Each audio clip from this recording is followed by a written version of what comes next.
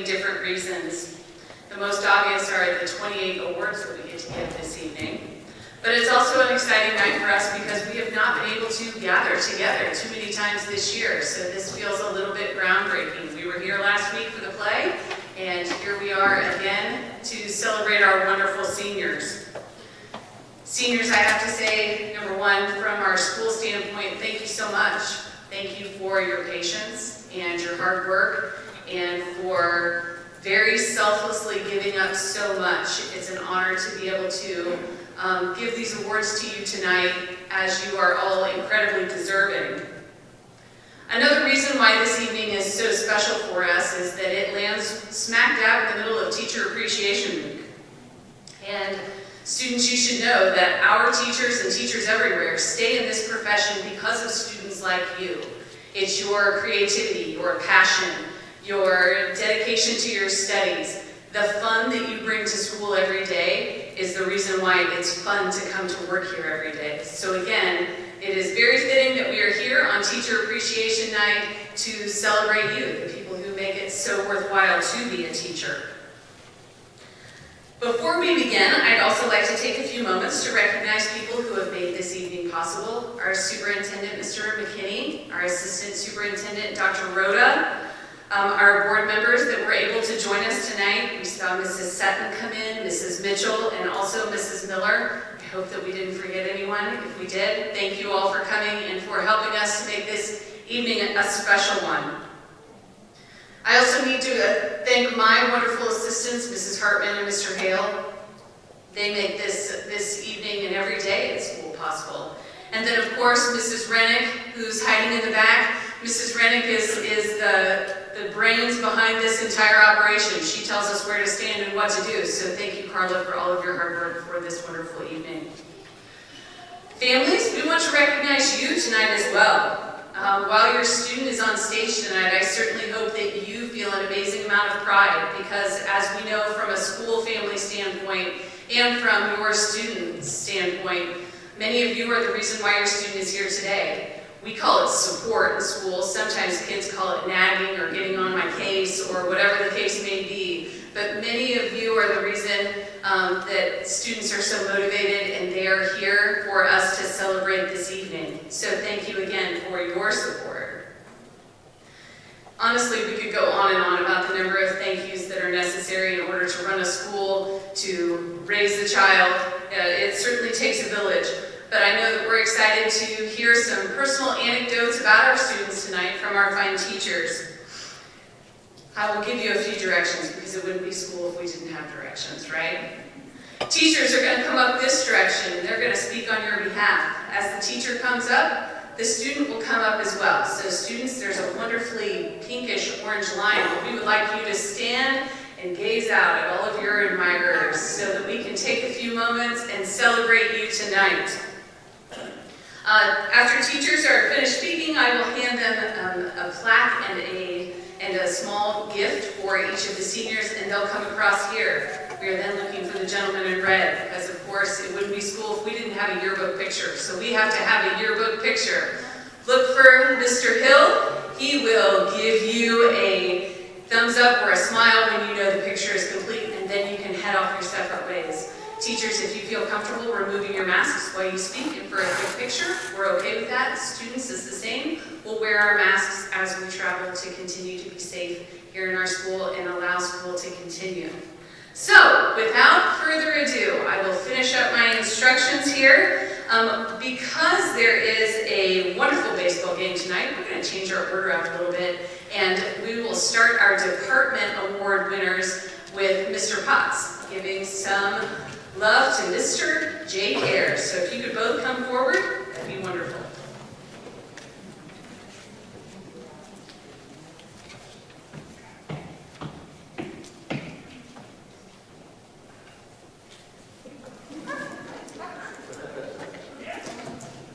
Let's go.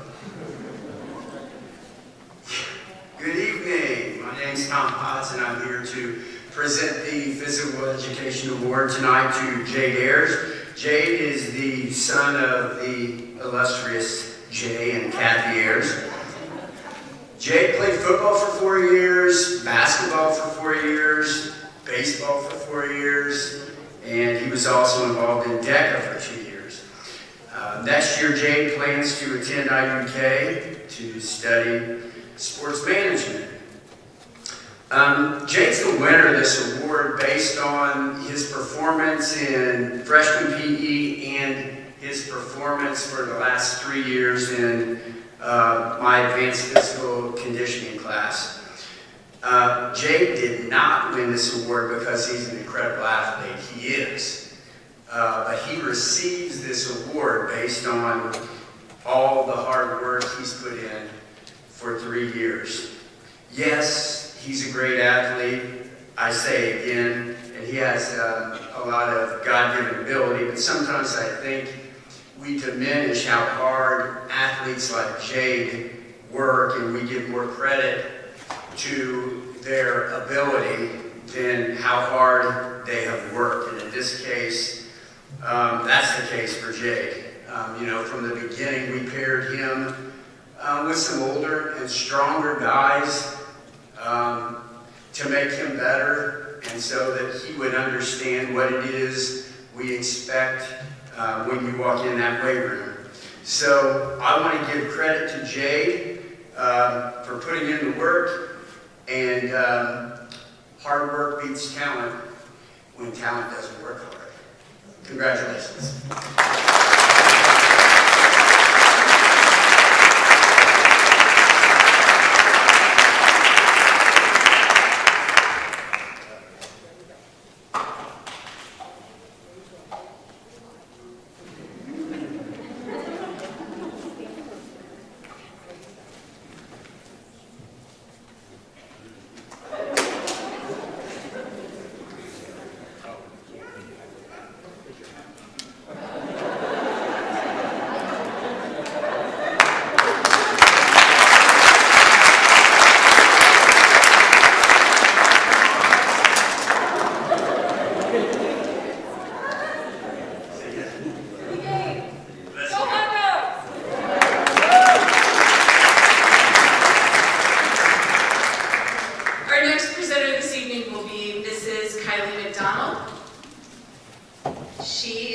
She has this special opportunity to give an award to Sal Arizmendi.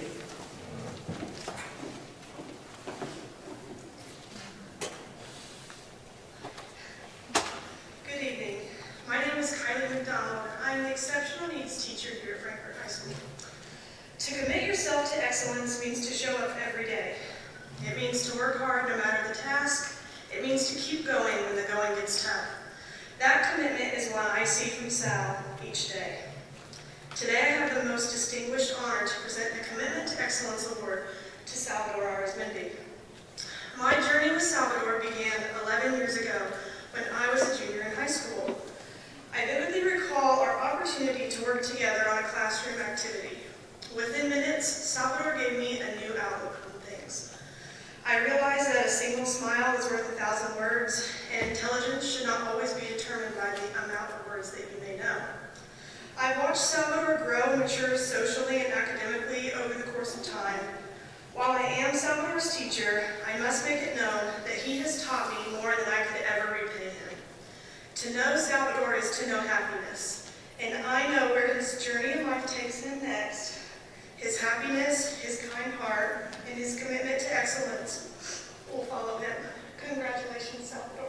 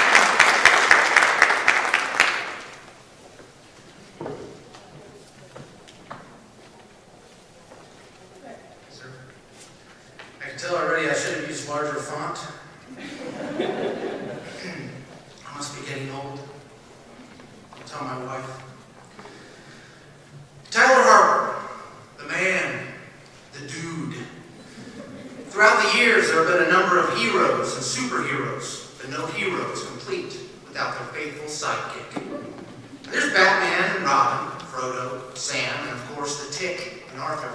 I know, that's obscure. If I were a superhero, my name would be the Marvelous Michael, since that's what most of my colleagues already refer to me as.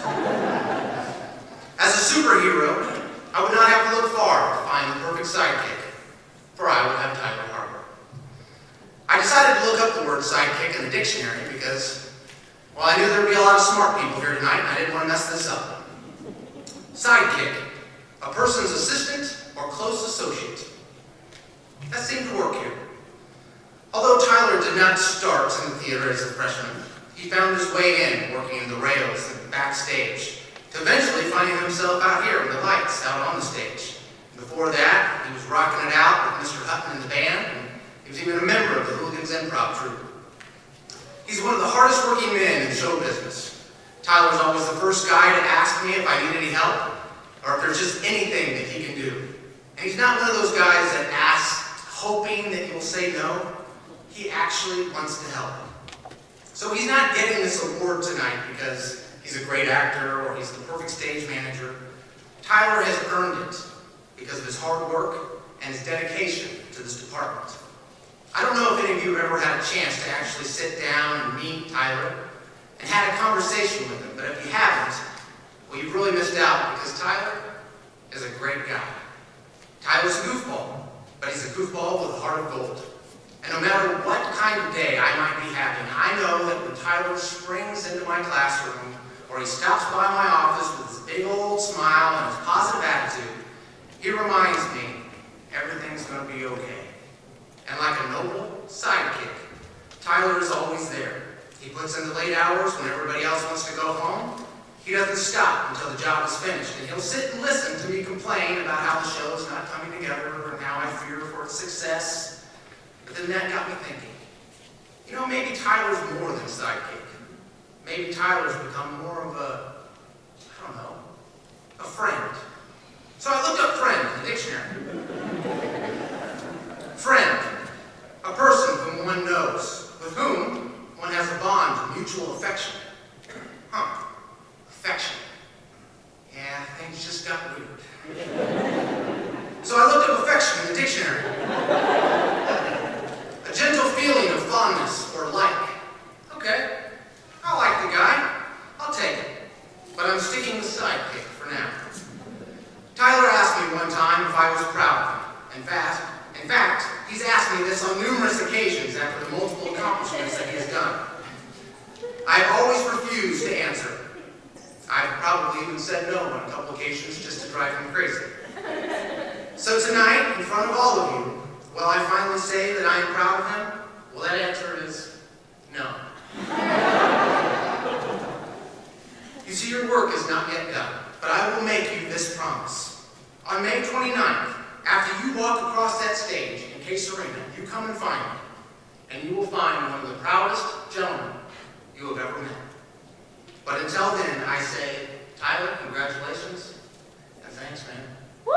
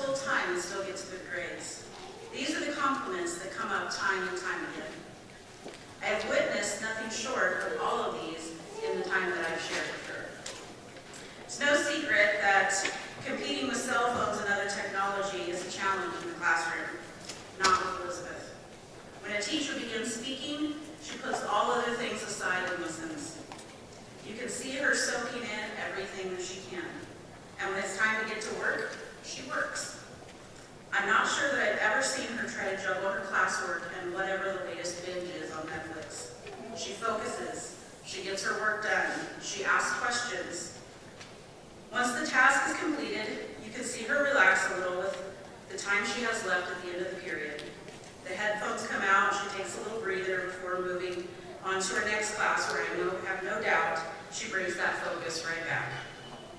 As an English language learner, she has always been extremely proactive in making sure she works closely with Mrs. Johnson and Mrs. Zickman to assure that she fully understands her work. She doesn't simply want to do well in her classes, she wants to understand concepts. She stays after school if she needs to. She advocates for herself, which Mr. Field might find it astounding because, according to him, she's never said more than 6 words in her soccer career. Seriously though, she's quiet. And she never backs down from a challenge. Science can be challenging for most students, especially upper level science. While some students will just skip over difficult pronunciations and nearly faint at the thought of giving an oral presentation, Elizabeth doesn't bat an eye. Maybe she does a little internally, but she doesn't let it show. She tackles those terms and will give a presentation like it's her job. She doesn't shy away from upper level courses because there might be a course that is easier for her. In fact, she's doubled up on taking 2 biomedical science courses concurrently this year. I asked if she wanted to take 3 to finish the 4-course series, something that's not for the faint of heart, but it has been done. She knew her limits and thought it might be too much.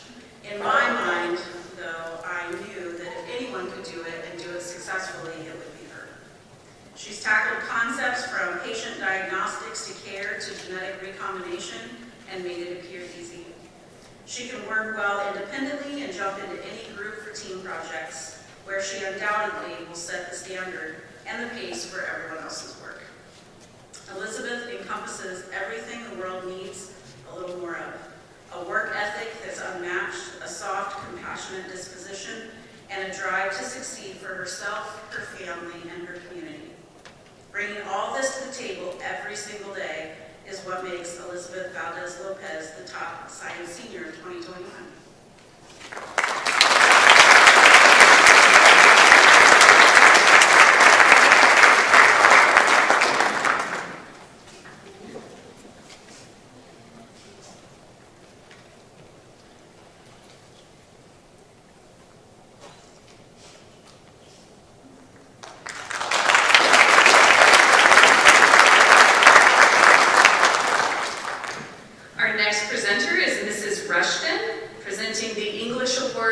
To Miss Abigail Conner.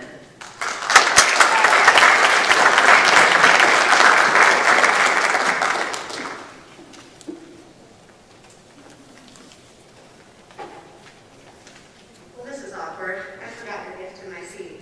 So, anyway, I am so pleased to present to you this year's English Department Award winner, Miss Abigail Conner.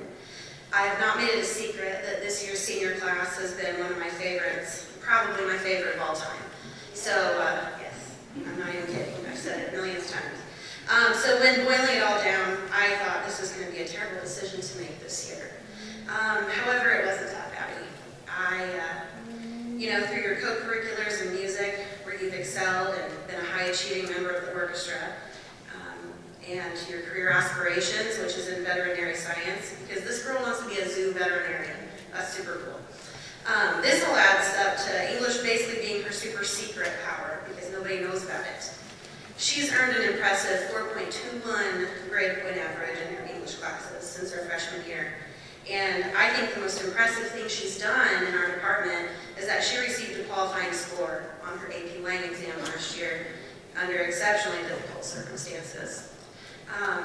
She's also a leader in her classes, and her insight into tough concepts and her writing voice, which is smooth, confident, and convincing, which is what I hope she is today.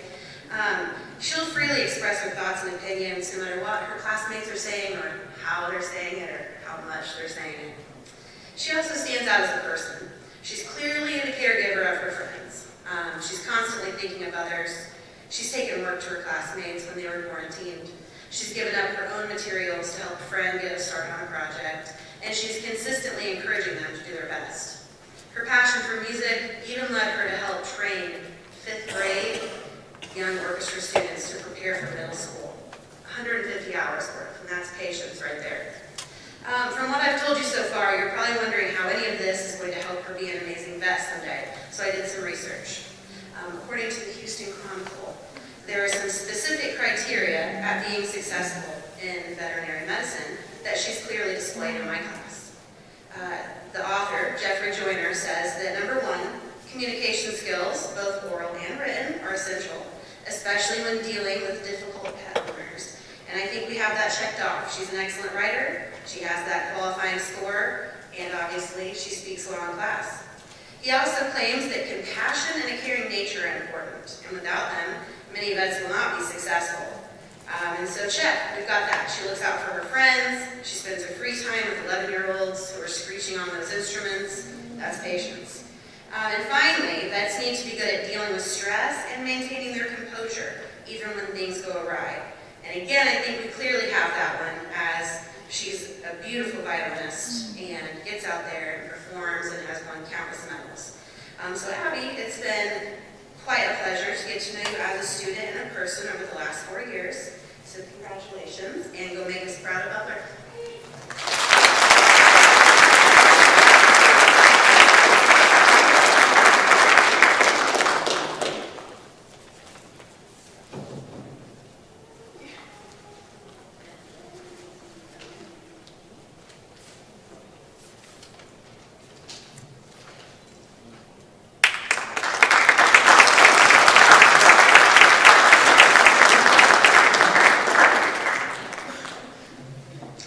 Our next presenter is Mr. Troy Clark, and he is honoring Kenya Garcia.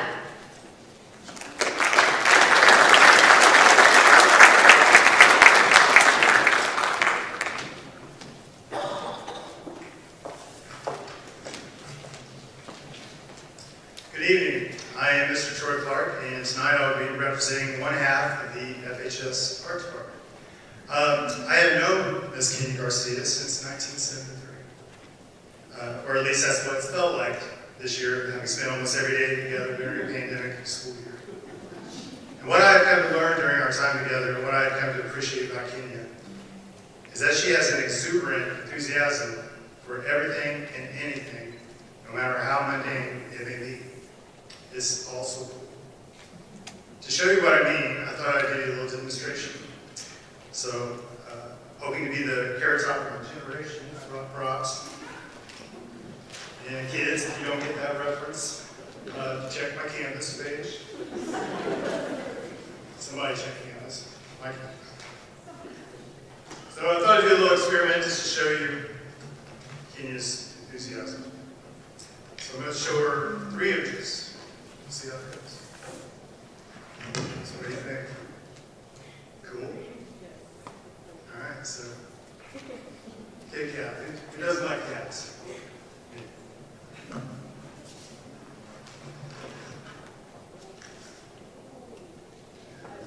Little fruits.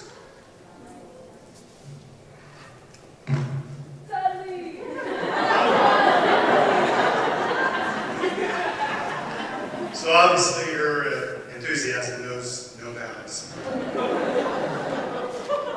For me personally, it is that enthusiasm and that love for what she does artistically has kept an old art teacher like me coming back. In regards to her art, she consistently knocks it out of the park with each and every project. I've never worried about her not giving her best or getting her best work. I have jokingly said our classroom Instagram page, at Town Art Trademark, has become the Kenya Garcia page as I post her work almost weekly. She is a tremendous talent.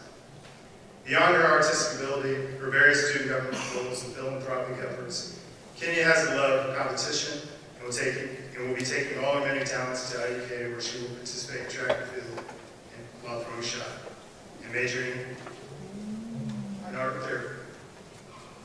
I also should point out Kenya is a very proud daughter of Ray Garcia and Reina Rocanutes. Thank you, Kenya, for all your hard work and effort over these last 48 years. Your 2021 Senior Art Award winner, Ms. Kenya Garcia.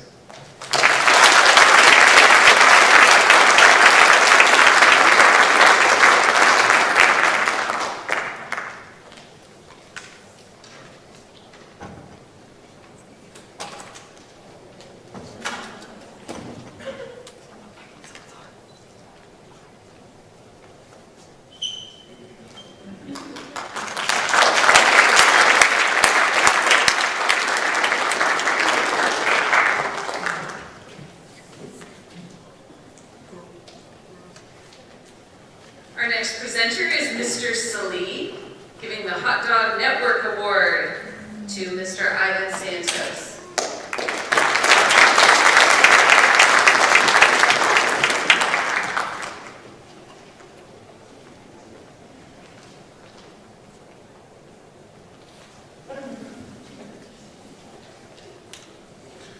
4 years ago, I started teaching broadcasting. In one of my first class, I was lucky enough to have a freshman named Ivan Santos in one of my intro to communication classes. At first, Ivan was a good student. He wasn't really a standout, but that didn't last long. Ivan came to me and asked if he could interview Mayor McBarnes. During the interview, Ivan started to shine. He was professional and he was entertaining. Ivan continued to grow as a broadcaster after his first on-camera interview.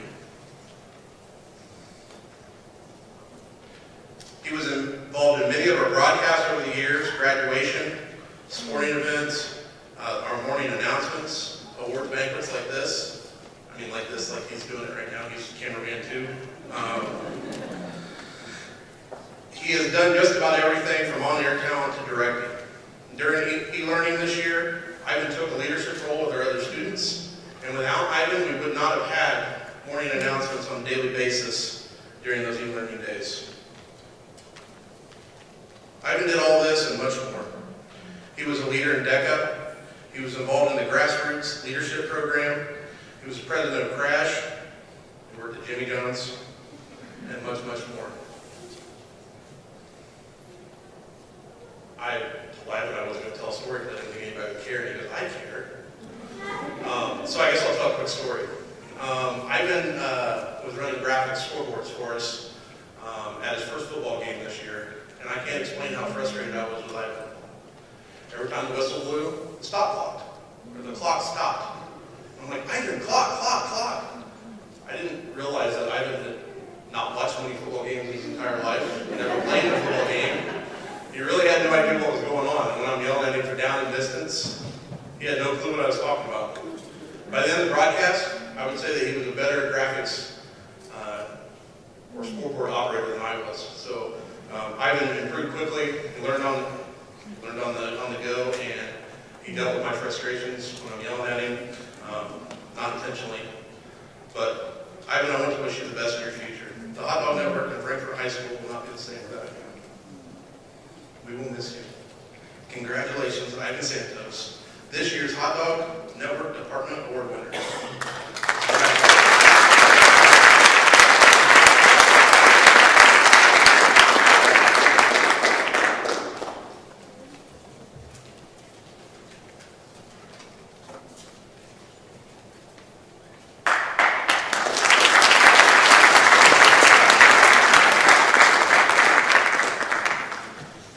Our next presenter is Mrs. Schaefer, honoring Raylan Mitchell with the Journalism Award.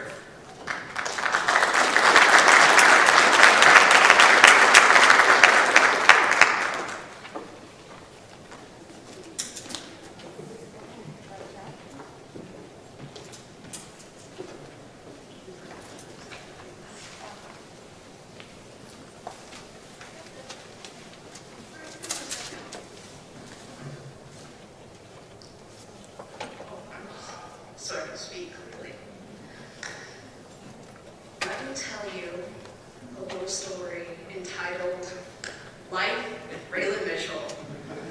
The story of a girl who keeps you on your toes. Once upon a time, there was a freshman girl who was convinced to add a yearbook to her schedule for the next year by her friend, Allie Day. Allie said, "It'll be fun." And fun she had. When she started out with an, "Okay, I'll try," that turned into so much more. Let's break it down by the numbers for a second. And the many reasons why chocolate has become our very good friend. We've now spent 3 years together. 4 if you count English freshman year. That breaks down to 9 trimesters, 540 days, 1,600 minutes, and yes, I did the math. I wonder how many of those you spent sleeping. Her first comment on day 1 of this year was, "Where are the couches? Now where am I going to take a nap?" Raylan was her next. When she wasn't sleeping, Raylan helped to produce 3 yearbooks. All kidding aside, she helped to complete 432 pages, edited 2,463 portraits. 636 of those had to be manually deleted when they got flowed into already completed pages the week of deadline. This is a prime example of why we have a close relationship with chocolate. Life with this girl is not always easy, but it is never boring. Example 1. And yes, there are multiple. Raylan is not afraid to speak her mind, ever. This has proven a useful skill when managing a yearbook staff. This year, Raylan has come into her own in terms of leadership. She tackled the senior portrait section, which is never an easy task. She was the first to reject or accept the senior's quote.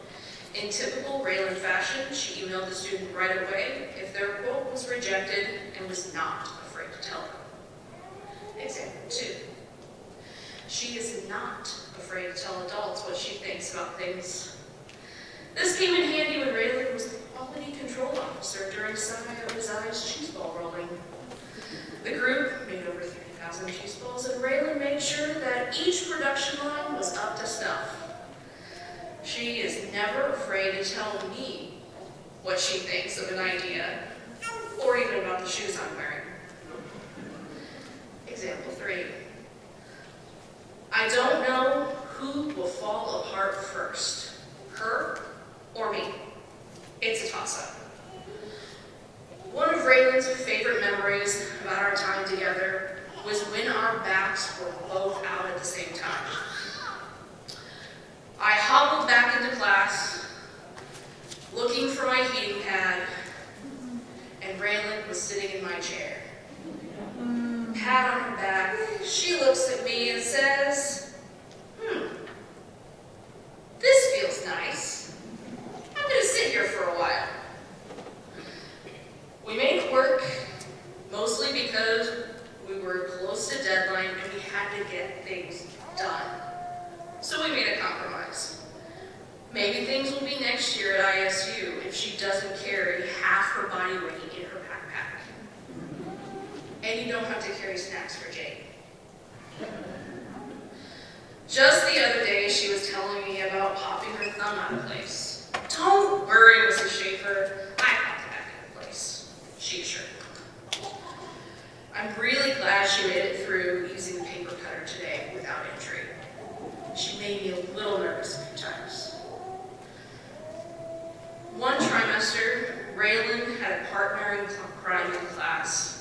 Her name was Sydney Caesar. These two managed to turn stress balls into weapons. They're always figuring out something to have fun. These two have a tendency to throw stress balls everywhere.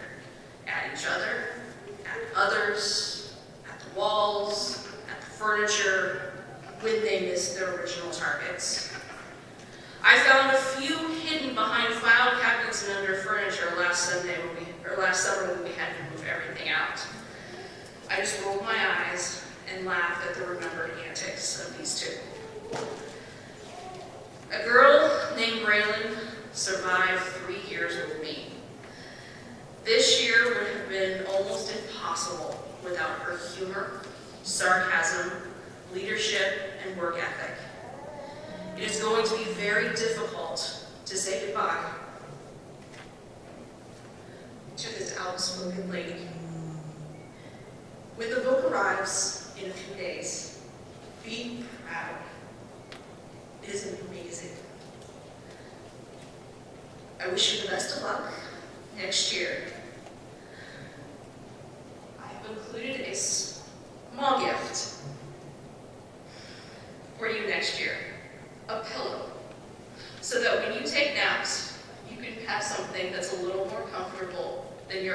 or backpack.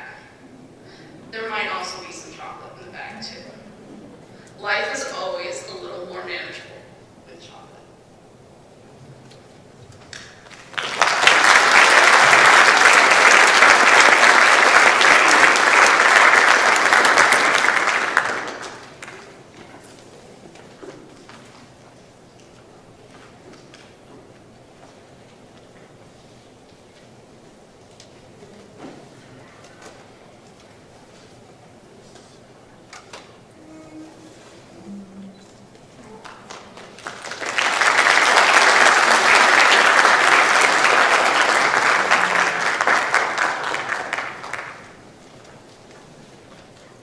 Our next presenter for the Social Studies Award is Mr. Seymour for Imelda Pozos.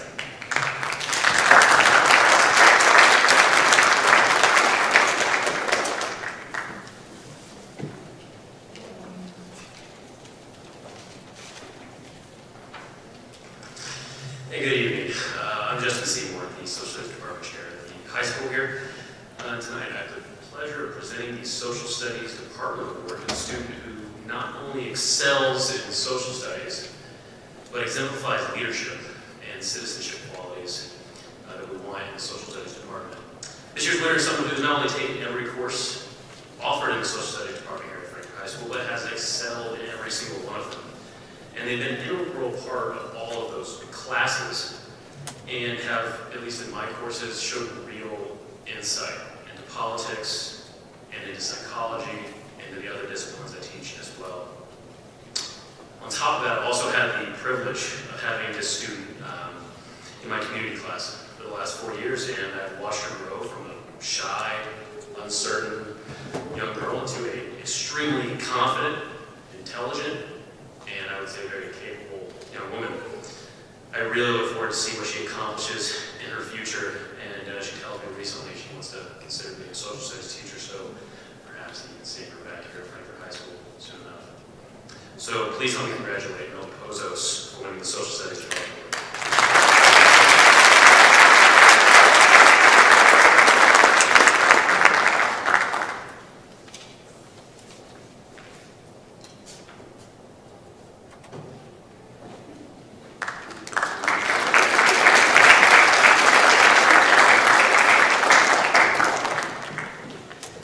Our next presenter is Mr. Jason Fortner for Alicia Velasco.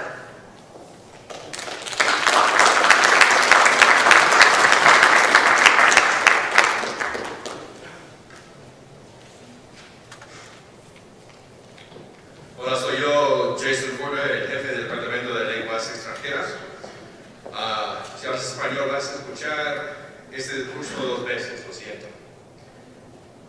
My name is Jason Fortner. I'm the head of the Foreign Language Department. If Brownie, we're going to hear the speech twice, so settle in. Alicia Páez Velasco recibe el premio por ser la estudiante de español sobresaliente de la clase de 2021.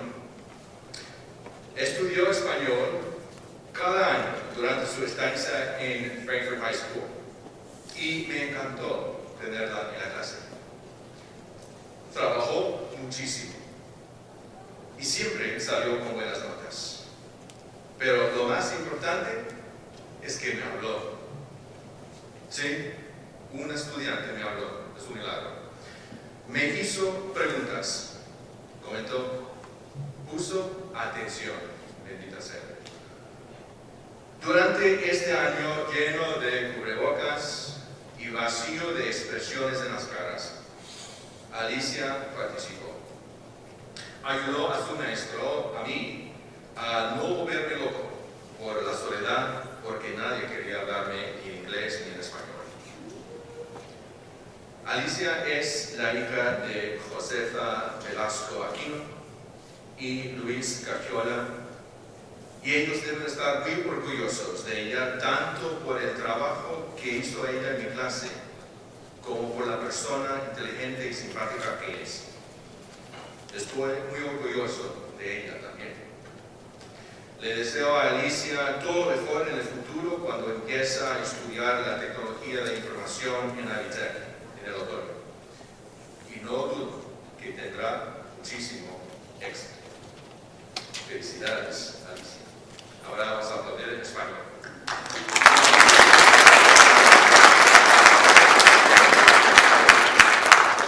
And now in English.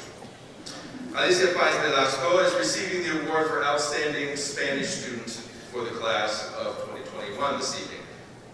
She studied Spanish each of her 4 years at Frankfort High School, and I greatly enjoyed having her in my classes. She worked very hard and always got good grades. But the most important thing is that she actually talks to me. She asked me questions. She commented. She paid attention. In this year full of masks and devoid of facial expressions, Alicia participated. She interacted, and she helped her teacher, she helped me keep my sanity in spite of the loneliness, because nobody wanted to say anything to me in Spanish or in English. Alicia is the daughter of Josefa Velasco Aquino and Luis Garciola, and they should be very proud of her for the work she did in Spanish classes and for the intelligent and kind person that she is. I'm also very proud of her. I wish Alicia all the best as she begins studying information technology at Abitech in the fall.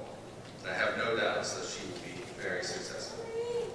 Congratulations, Alicia. Now let's applaud in English.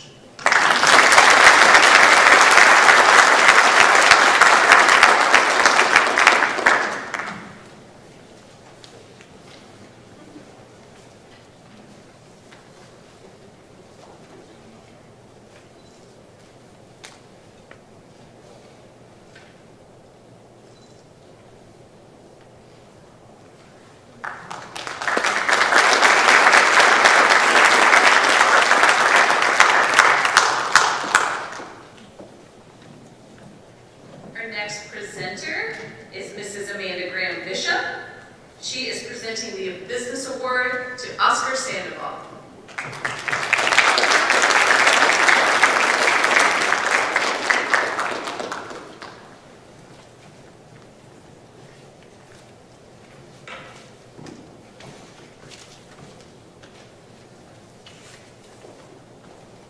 Good evening, I am Amanda Graham Bishop, and I'm representing the Business Department this evening. Now, for those of you who know Oscar, you won't be surprised to learn of his progressive journey through my classroom. Freshman year, intro to business, seated in the back row, Oscar. Sophomore year, principles of marketing, third row. Junior year, bachelor merchandising, second row. Senior year, strategic marketing, the first row, Oscar. Now, where Oscar no longer sits in my classroom this trimester, he can be found working behind Walmart's customer service desk, cashing all those stimulus checks. Now, he works at Walmart in part through the work-based learning capstone class. I would be remiss not to recognize Oscar for not only his participation and leadership in Frankfort DECA for the past 3 years, but for his entrepreneurial spirit and passion for DECA. Oscar became a sponge with all the opportunities DECA offers students, attending numerous conferences, leadership conferences, even a class field trip to New York City, Mrs. Lawn included, professional selling workshops at Purdue with college students applying his marketing skills to community service projects, and I can't forget those DECA competitive events. As a sophomore, Oscar competed at the Indiana DECA State Conference in a role play event. Whereas Oscar really had a great experience, he professed that role plays and impromptu presentations just was not his thing. He wanted to do a different competitive event his junior year, and that he did. Outside of class, Oscar wrote a 10-page business plan and collaborated with my husband and I, as well as other community members and DECA alumni, to help him prepare for state competition. It was during this time I started to see Oscar become comfortable and confident with his ideas. People with entrepreneurial spirit, they have tons of ideas, and for many, it's just tough to put them down on paper. Oscar choosing to compete in this particular event was truly a personal challenge, a mountain he wanted to conquer. Oscar wanted that deck of glass. He wanted to make the stage. He wanted to qualify for international competition. That didn't happen, as that was not the outcome your junior year. Oscar was slated as this year's Frankfort DECA president. Oscar is not disappointed. In fact, Oscar, I think you would agree that this year has probably been the most fulfilling year for you. You reached your goal of becoming chapter president, and you've given back to DECA Backpack Buddies by co-leading this year's project and collecting over $11,400 in donations and distributing, as of tomorrow, 3,008 buddy bags.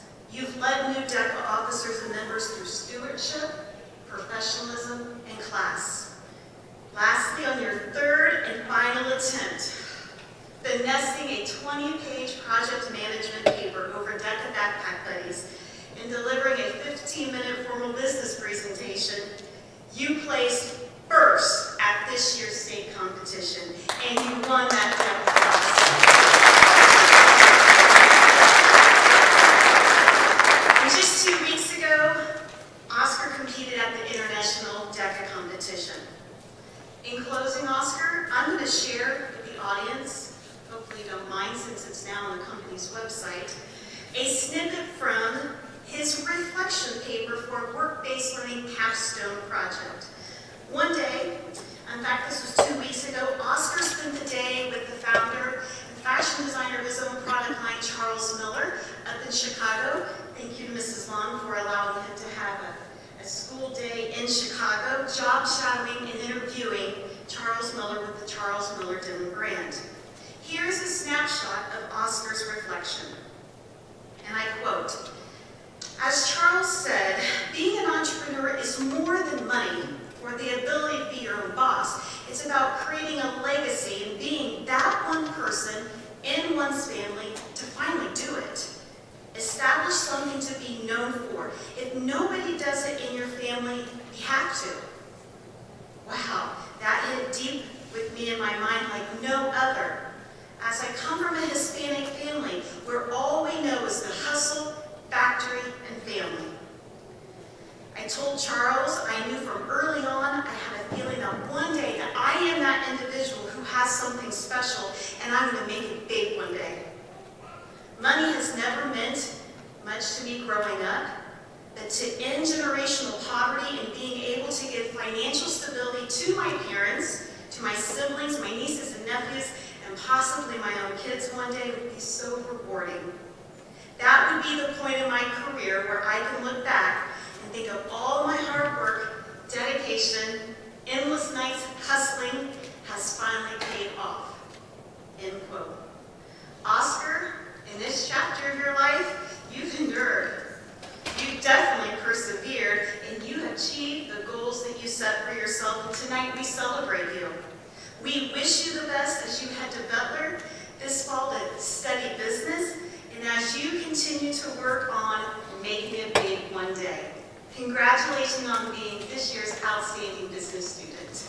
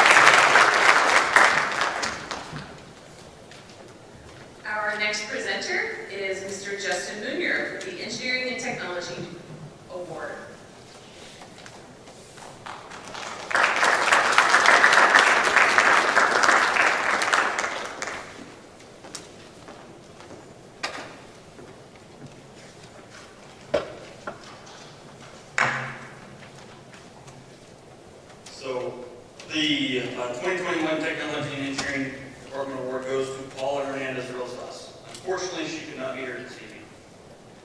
Paula has always excelled in our classes. She strives to learn and do her best. Paula attended our department's Gaucho summer camp as an incoming freshman and enjoyed it so much that she came back the following summer. Building on her experience from the summer camp, she signed up for a manufacturing class as a sophomore, welding class as a junior. She has also taken an intro to construction, building trades, and automotive classes. As a senior, she is taking a welding 2 class. She is not afraid to try to do new things and expand her experiences. She has even gone out and bought a book about welding to learn more about the details and techniques for improving her welding progress.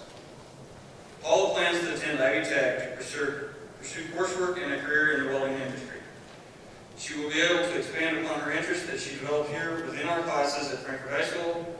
As a department, we hope that Paula will take the life skills she has learned in our classes and others here at Frankfort and apply them as a positive citizen throughout her life. We would like to wish her further success after graduation. Congratulations to Paula.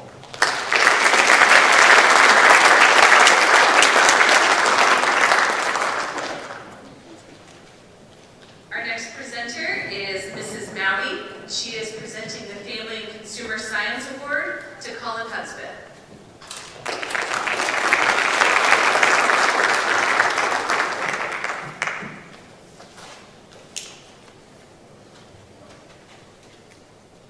I broke you in fast here at Frankfort High School. It's my first year, and they say you get to give an award at awards night. So, I have this privilege of teaching Colin 2 tries this year.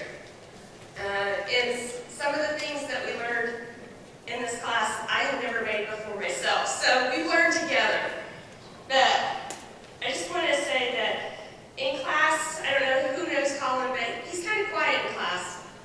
But when he gets to the kitchen, he shines. His knife skills at 18 are far better than mine at 48. So it's interesting to watch him, and he'll get frustrated if something doesn't turn out or when a chocolate pie doesn't set up. And we try to figure out what happened, what went wrong.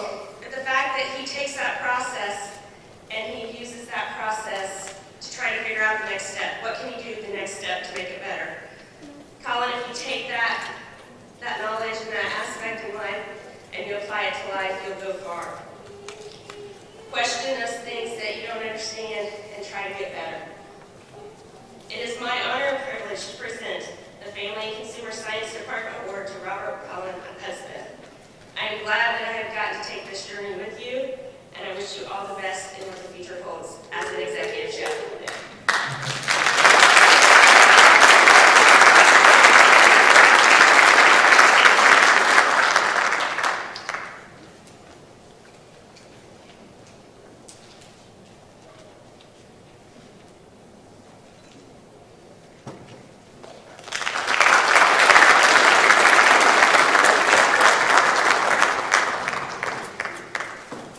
Our next presenter is Mr. Jagger, and he is presenting the Math Award to Sophia Robles.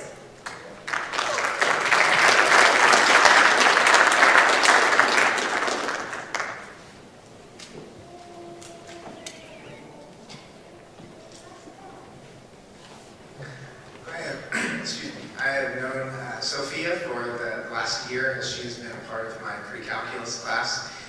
During that time, I've had the pleasure of observing her math work. This year, I decided to make some adjustments with my instructional methods to have more technology involved, such as watching videos and self-paced classwork. And she has done a really excellent job with adapting to that type of instruction and has been very successful. And I think that speaks not only to her math ability, but to her overall character as a person. She always gives her best effort in whatever task that she is working on and whatever group that she may be involved with. As I reached out to some other faculty members for information about Sophia, everything that I heard back was extremely positive. For example, Mrs. Graham Bishop was highly complimentary of Sophia's work in DECA, as well as Mr. Fortner was very positive about Sophia's work in his Spanish class as well. And he even shared with me a couple quotes that I thought were too good not to share as part of the speech. So this comes from Mr. Fortner. Number one, I have a great respect for Sophia's taste in classic rock t-shirts. Her Beatles and Rolling Stones shirts always improved the class environment. And number two, while Sophia was always very quiet, she was also always willing to whisper an answer just loud enough to keep the classroom silence from being extra awkward. So I have definitely enjoyed working with Sophia in my pre-calculus class this year, and I'm pleased to give her the math award.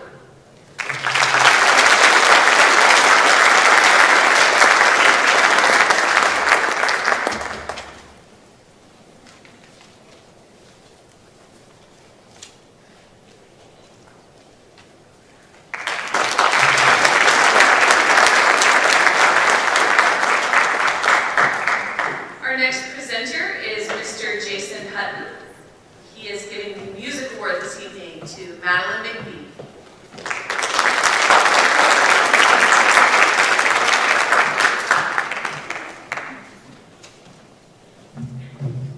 Hi. I just want to start off by saying what a great job Mr. Taylor did persevering through the tiny font. If he had a 1,000-point font, imagine what a great speaker he would be someday. Okay, but Mr. Taylor, I'll try to live up to this. I'm sure I will screw up, and even with the large font. I'm here today. My name is Mr. Hutton. I'm here to present the wonderful Maddie McBee. She is our 2021 Music Department Award winner. She's the daughter of Matt McBee and Brianna Adair. And let me just say, she plans to attend Ball State University to major in music education, and is one of my favorite students of all time.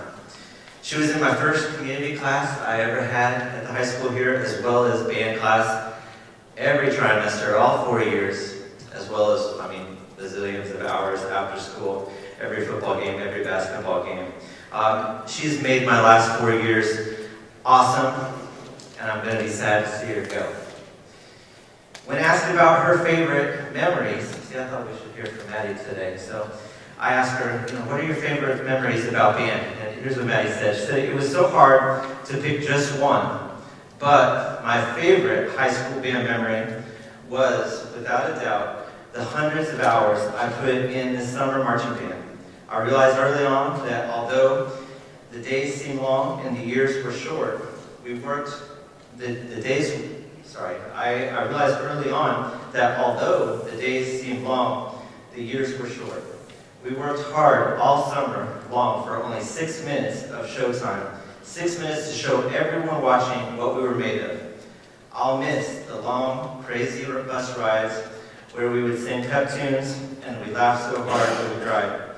I'll miss being around the group of people who saw the best in me each and every day, who helped me get through the long, sweaty hours of band camp, encouraged me in everything I did, and gave me a family away from my own. I'm extremely grateful for the opportunity to have played some really awesome music with some of the really awesome people these last 4 years. I should probably leave it there with what Maddie said, because it's very eloquent, but I'm going to go on and put some of my own words in and mess this up. Words that come to my mind when I think about Maddie. She's kind and she's caring. She truly loves band and the people in it. She notices people. She notices the first day I get an Apple Watch. Is that right? Get an Apple Watch? When I get a haircut, she notices. Not just me, but she also compliments other people in the band. She brings us cupcakes to make us happy. She's a great worker. She can be counted on to show up to everything on time. She gives her best. She's a great representative of the band. She was on the homecoming corps. It's pretty cool for us band people to have somebody on the homecoming corps. She was, yeah, I was not, so okay when I was in high school, right? The drum major of our band, she was just an awesome representative this year. She's a great musician. She was in all district. She made state solo and ensemble in multiple events, multiple years. She was accepted into Ball State University for music education. She's a planner. She's a goal setter. She's type A. She will even plan out when to be spontaneous. However, I'm going to talk right now about some things sometimes in her career in music when things didn't go to plan. because I believe that character comes from what you do when things don't go your way. All-district band. Maddie tried out for all-district band every year. She had the sad lot in life to be right behind a person, Caitlin Douglas, who was always a year ahead of her. That she played tenor. Maddie played just as well on tenor as Caitlin, but Caitlin always had that seniority, which sadly kept Maddie out of all-district band. Did she let it stop her? No. She made all-district band this year. She kept going. Solo and ensemble, sophomore year. Maddie's probably one of the most prepared students for solo and ensemble I ever had. Things didn't go to plan. Did it stop her? No. She makes state solo and ensemble her junior year. Band president, junior year. She comes in with the Google form for every band council meeting. Did things go in the meetings according to the Google form? No. Maddie's emails to Mr. Hutton. She types out really well thought out long emails. Do the replies back to her go as she would hoped? No. Usually one sentence, maybe sometimes a word, and she tells me sometimes I didn't reply. Being drum major. Maddie was selected finally to be our drum major this year. She was awesome. When she gets selected, she presents to me a Google form with hundreds of ideas for a Wizard of Oz marching show that I'm sure would have been awesome. But I didn't pick it. Did she get mad and throw a fit? No. She moved on with our Romeo and Juliet show, and she did an awesome job this year. Mr. Hutton, forgetting that he has his wireless mic on at the end of the period and going to use the restroom and broadcasting it back to the band room. Maddie, there's some things you just will not move on from. I apologize for that, okay? Senior year. COVID senior year. Let's just not even talk about it. All right. Music theory. This was not Maddie's forte. Mr. Denniston, when I asked him about Maddie, said that if looks could kill, he was her music theory teacher. Mr. Denniston said if looks could kill, Maddie would have killed him a few times this year. And music school auditions. Needless to say, the person in charge for getting her into music school was her saxophone professor at Ball State, and he's just not as organized as Maddie is. But she persisted, and she made it in. She's going to Ball State to major in music education. Because of all these things, Maddie is ready. She's outstanding. There's not one time when I had to get on Maddie's case for her messing up. She never messed up in my book. She was the drum major we needed in this most difficult year. She was on time. She was not complaining. She was thankful and happy for everything she got to do. She always said thank you. Even when I give her a piece of music, every time she says thank you. I noticed that. She got it done this year. We had a great year. I will never forget it, or I'll never forget her. I'm proud of her. Can't wait to see what obstacles she overcomes in the future, and I'm glad that there were no obstacles in making her a music department winner this year.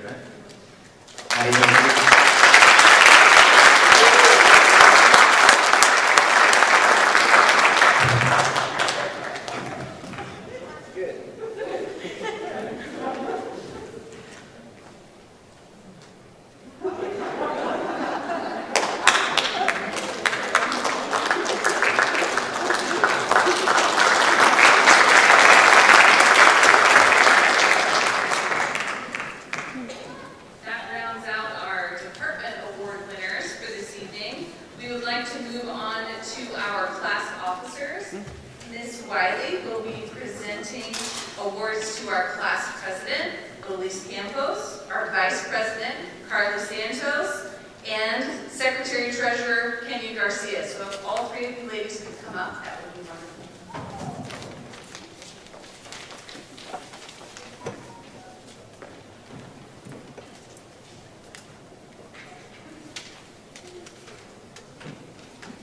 Hi, my name is Laura Riley, and I'm here tonight to recognize these young ladies and their achievements as the senior class officers. Although they knew that this year would be remembered for its challenges, all three of these ladies willingly stepped up in August as the leaders of the class of 2021. Kenya joined the student council for the first time this year and served as the senior class secretary and treasurer.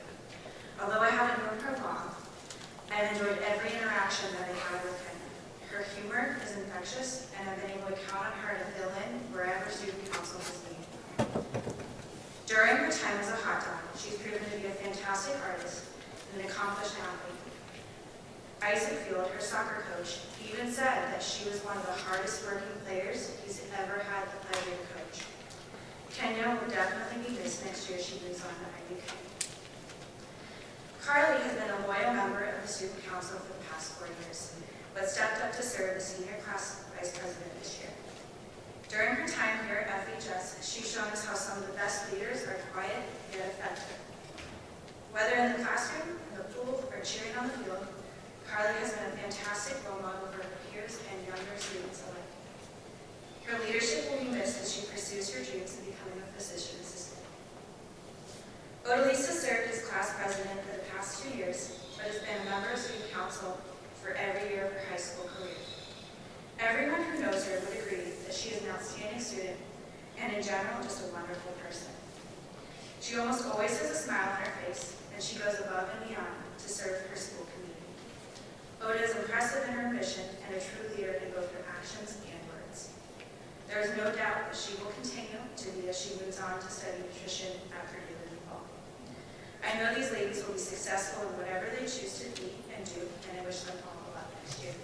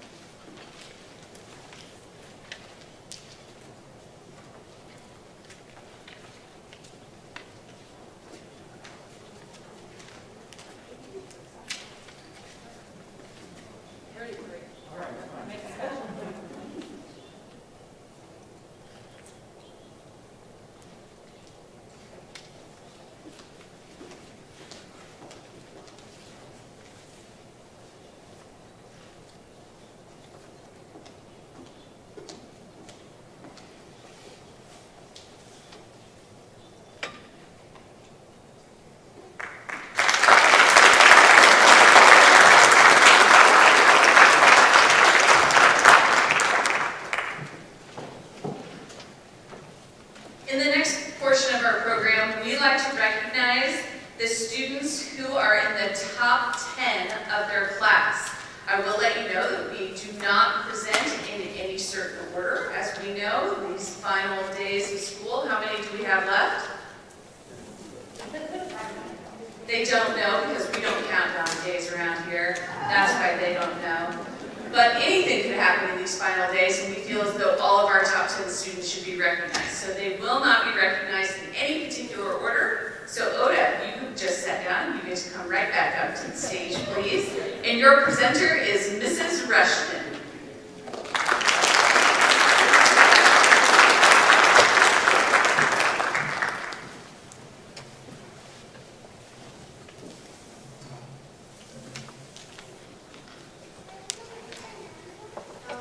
I am so honored to have been chosen by Oda this evening to introduce her to you.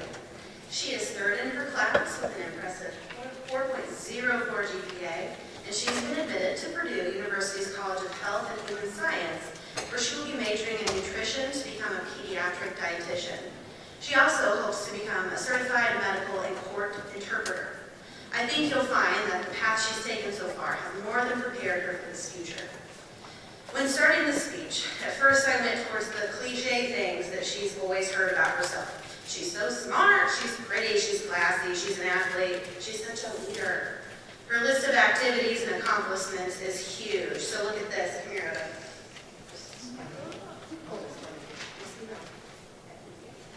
I've written them all down.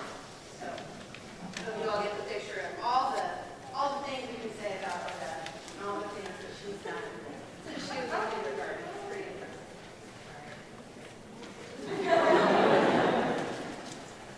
In all seriousness though, you've been a remarkable leader and role model for the students here at FHS.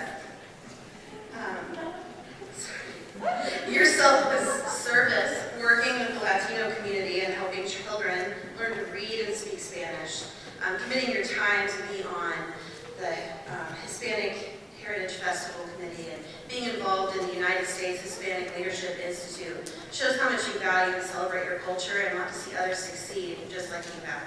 And your leadership in school from NHS and Crash and Student Council, that proves your importance to our student body, and it also shows a lot about your moral character.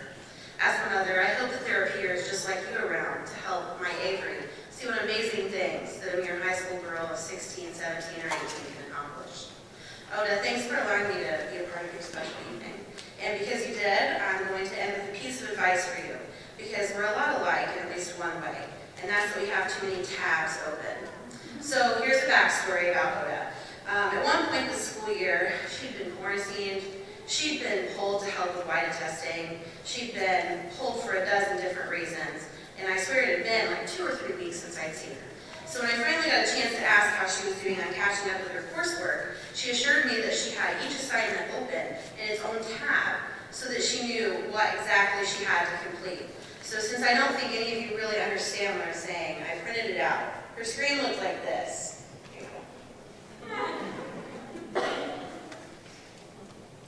Looking at her screen, those tabs are tiny, the size of a single letter. So here's my advice.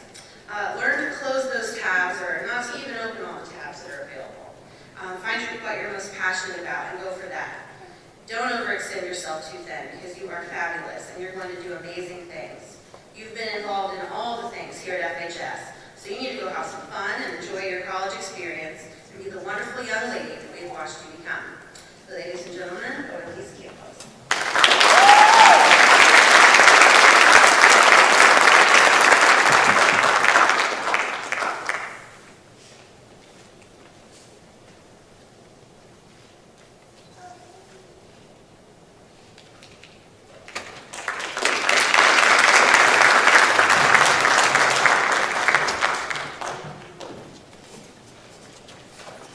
Our next award winner is Miss Daisy Santos, presented by Mr. Hammond.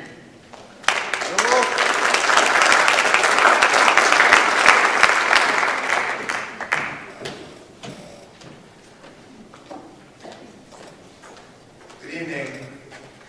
I'm really honored that Daisy has asked me to introduce her tonight. We've been acquainted for a couple of years, since she was a sophomore in chemistry, and what I've come to realize over these 2 years is some things about Daisy, her confidence, which is quiet confidence, but she also has humility with it. She's also great at getting the broad details of complex topics, but yet understands the very fine details as well. So maybe a few examples of how that works, or how that has become known to me, are that when she was a sophomore, she and her friends in class became aware that I have a refrigerator in my storeroom, and they found out that there's an ice maker in there, and they just helped themselves to the ice. I prefer they asked me for the ice, but initially, but now 2 years later they just go in and get it, and I'm aware of that. I think of Daisy quite a bit when I go in the freezer and I find ice cubes all over because they haven't put the container back in the right place. So it's a constant reminder. Imagine next year that won't be that way. The ice will be in the container. So that'll be a moment for a tear. Then, but you know, with that confidence to be able to just step in and do what's needed, there's a humility as well. As you notice, in the program, there's an extremely lengthy bio that Daisy has put in about all of her many activities within the school and within the community.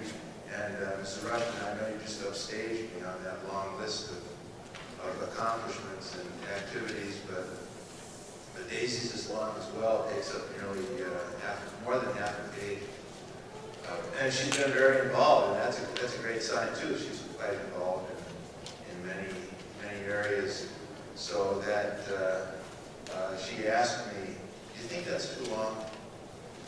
And I said, "No, you've done that. Go ahead and put it in." So she got that long bio, but she's still concerned about it, and she doesn't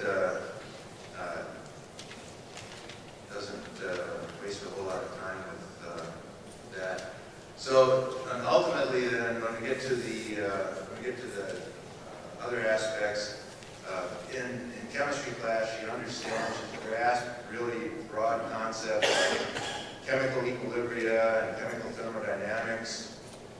It's that, but when handing in homework and lab reports, they have more details involved in them, and all of the great details are in there. And we realize that the great things aren't understood without working through the details as well. And so Daisy's done that very well and very thoroughly, and I'm really happy to see that she's going to Notre Dame University to study biomedical engineering, and I think we should all be looking forward to great success for her in the future. So, Daisy.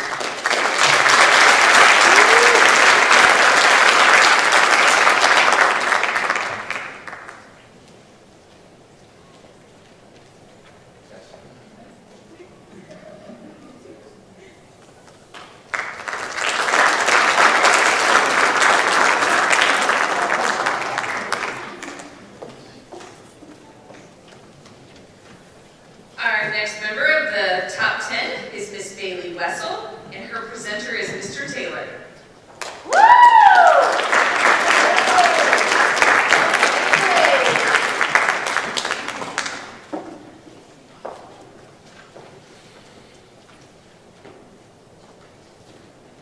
Hello. So when I was asked to speak about Bailey tonight, of course I said yes. Now, however, I did not realize that I needed to say nice things. So it did make things a little more challenging. However, I will do my best to find something good to say. Oftentimes on this night, we stand up here and we talk about the quiet student that walks through the hall almost unnoticed, but has yet still managed to accomplish great things. And well, Bailey, she is not that student. In fact, I don't know if the word quiet has ever been used to describe Bailey Wessel. Bailey is loud, flamboyant, proud, and always present. Bailey is the type of person that never apologizes for being her. And there's nothing wrong with that. I was first introduced to Bailey when she was performing the musical Xanadu at the library at the U Theater. And I could see that she had a lot of raw talent and obvious passion for performance. But then I was told that she went to Clinton Central, and I left it at that. Well, then the next thing I know, she's walking the halls of Frankfort High School, ready to take this place by storm. So then, I have now worked with Bailey on several occasions. I've had her in class, plays, musicals, the hooligans and Carver, even outside of school when she's put in a few hours at the Red Barn Summer Theater. In class, Bailey is always active. I mean, obviously, she's a good student, or she wouldn't be up here tonight receiving accolades for her academic achievements. She's the first to raise her hand to answer a question. She's the first to tell someone they're wrong when they answer incorrectly. She's the first to volunteer to present a project for presentation. And she's the first to complain that she didn't get picked to go first. To say Bailey is competitive would be an understatement, but it is her competitive drive that pushes her to succeed. Bailey is a born leader, and if you put her in a group of 10 strangers and you ask them, who's in charge here? Well, as the others look around deciding, Bailey would already have her hand in the air saying, oh, that's me, I'm in charge. One great thing about Bailey is that she doesn't wait for an opportunity to find her. She seeks it out. She's goal-oriented, and as long as her car will start, she will drive miles to achieve those goals. Although most of my time working with Bailey has been in the theater, her work and commitment goes beyond these walls. She has performed with the show choir, she's given her time to SAD, NHS, Tri-M, and as well as numerous other activities here at FHS. So next, Bailey will leave us here, and she will take on West Lafayette. She plans to attend Purdue University in the fall. Now, I'm sure most universities, such as Purdue, has had its challenges and its struggles, but I'm sure nothing has prepared her for Bailey. I believe the story will go something like this.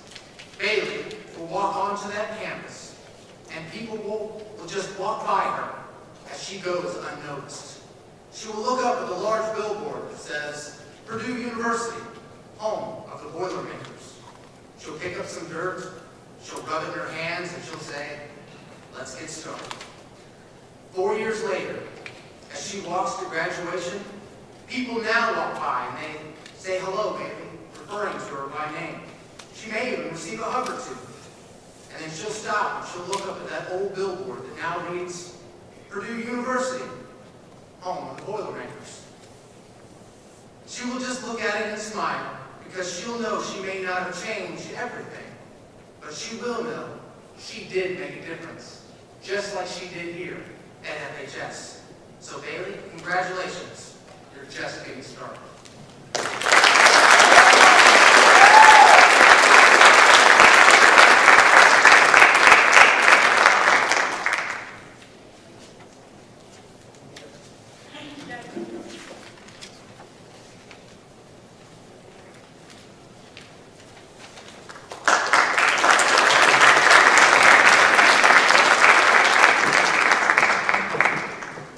Our next member of the top 10 is Sydney Caesar. She will be awarded an award of all things.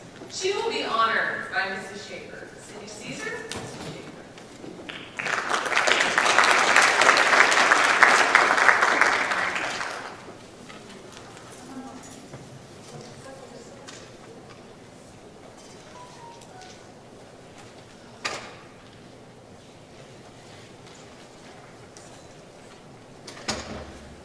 I first met Sydney when she was this high.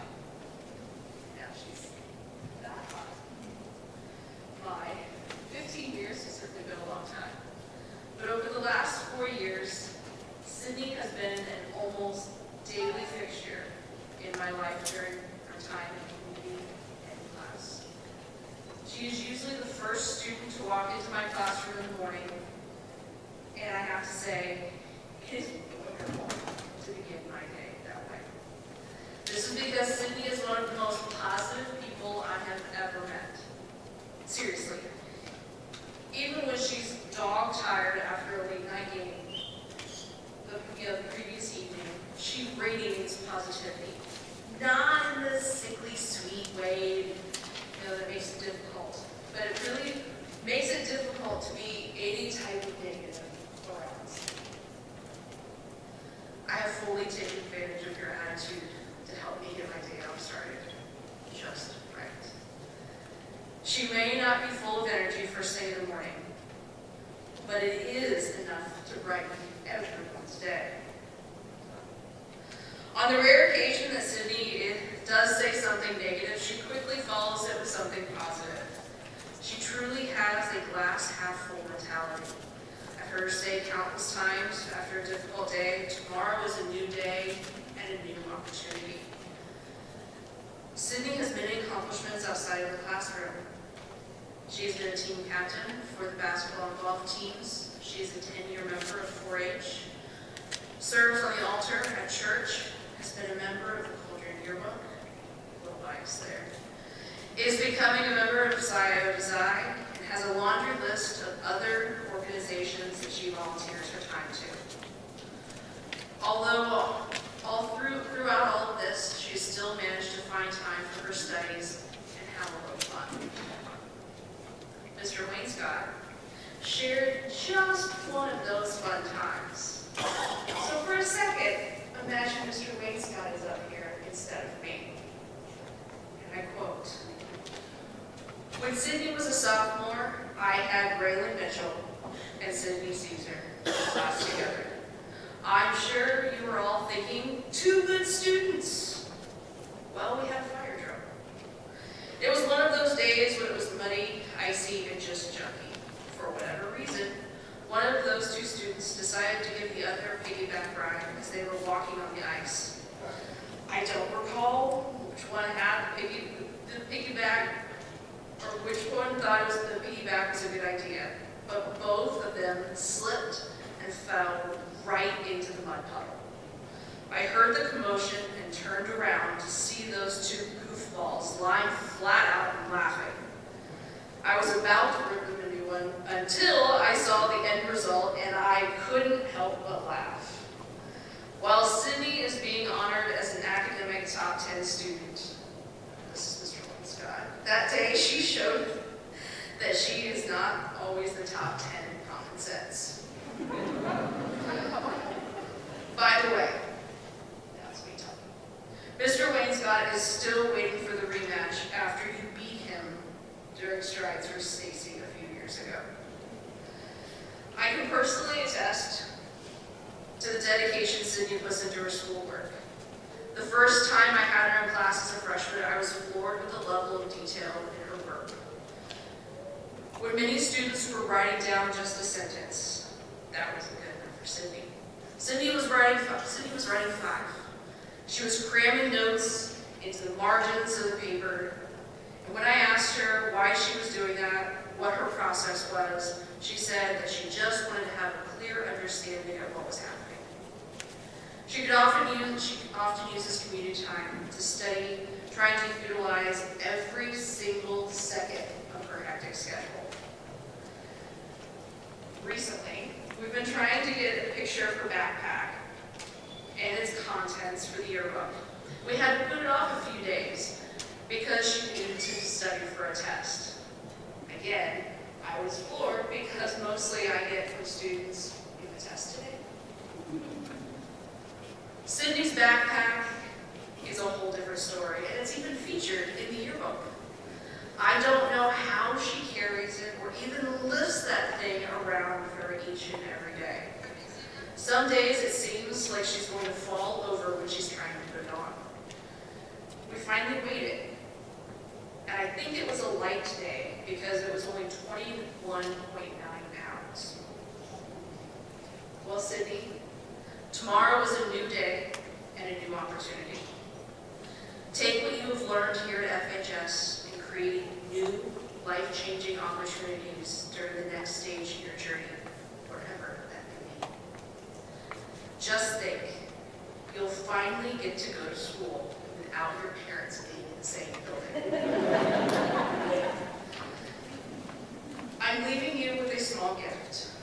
I once had a teacher tell me at my graduation that you should always choose the ugliest umbrella when you go to college so no one steals it. I couldn't do that to you. So I hope that you find this as cute as I did. And then as you leave here,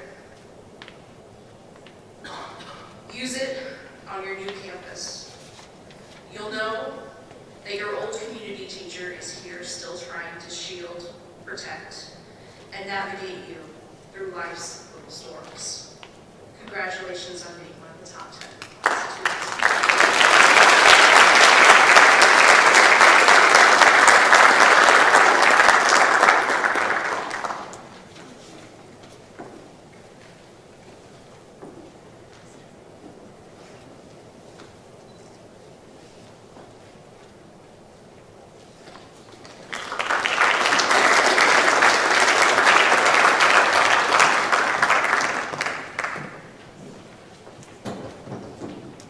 Our next presenter is Mr. Ray. He is presenting the award to Karina Castaneda.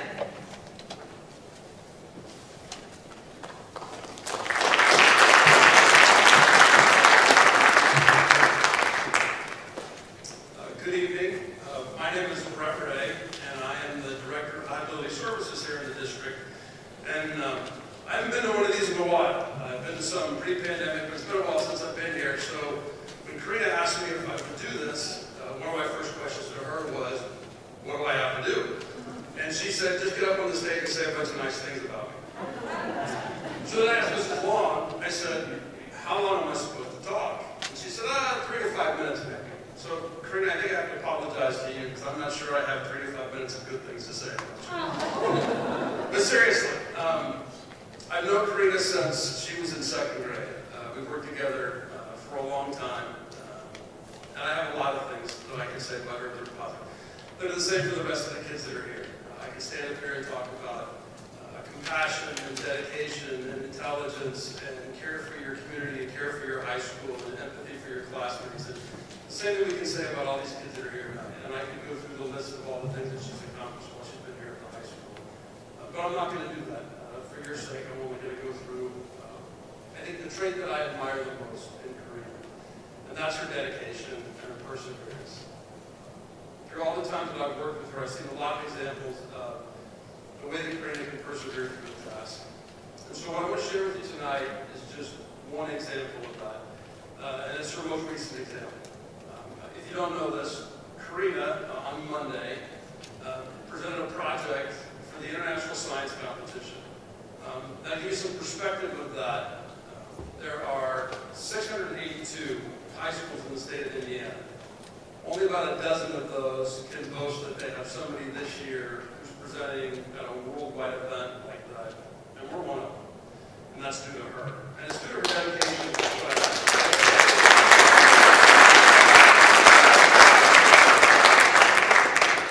It's due to her dedication and perseverance with her project. That contest has been a dream she's chased since middle school. When she was a sophomore, she put together a really, really good project. And we thought that that project was good enough to make it to that level of competition here in Indiana. And she just missed being part of the Indiana team that got to compete at the international level. So she came back as a junior, persevered with that project, ramped it up, put her sleeves up, got to work and made an even better project as a junior. And I think she and I both thought this is going to be the one. And then March last year, when everything is supposed to happen in the preliminary part of that contest, the pandemic threw everything sideways. And our school shut down, the week that Science Fair happened for our region. And there was still kind of a competition, but it really wasn't the same thing. And so when she came back this year, we had a conversation in September about what was this year going to be like. And she's a senior. I wouldn't have been surprised if she would have said to me, hey, you know what, Mr. Gray, I'm a senior. I'm not looking for a whole lot of hard stuff this year. Why don't we just bag the whole science project idea and call it a day, because what I did was good enough. That's not who Karina is. Karina found a way to take her project to an even greater level than what it had been before, in spite of the pandemic. She works on studying the bilingual influence of the human brain. And that involves people. And if you think about where we were back in September or October, we didn't want kids even sharing pencils with each other, much less having someone come in and do something with them in a classroom. So she persevered through that, she innovated through that, she found a way to continue working to produce something that's of exceptional quality that I think people at a college campus would be very impressed by. And she didn't get there because she was lucky, or because she had the right last name, or because she went to the right high school, or because she had the right advisor on some college campus. She got there because she worked at it, because she worked hard at it, and she persevered in spite of the obstacles that were in front of her. So Karina and I am very proud of you for what you've accomplished. I appreciate the fact that you've let me sort of come on this journey with you with that project over the last several years. So to finish tonight, what I'd like to share with you is something I wrote about Karina 10 years ago, in 2011, when she just finished her second grade year in our district, and that's the first opportunity I had to work with her. So 10 years ago in May, I wrote this not knowing that tonight I'd be on this stage with her as she's a senior. Here's the edited version of what I said about her 10 years ago. Oh man, Jason Taylor, you have to read this for me. Karina understands how to apply her skills in whatever type of task she is asked to do. And she is consistently productive in class. I appreciate her enthusiasm for learning and her dedication to giving her personal best. That was true 10 years ago. It's true now. It'll be true 10 years from now. Because I know whatever you decide to do, it's going to be great. Your community values you, your high school values you, I value you, and I'm very proud of what you've accomplished. So it's my pleasure tonight to present to you Hot Dog Class of 2021, Top 10 Senior, but also forever Frankfort's Queen of the Science Fair, Karina Cassidy.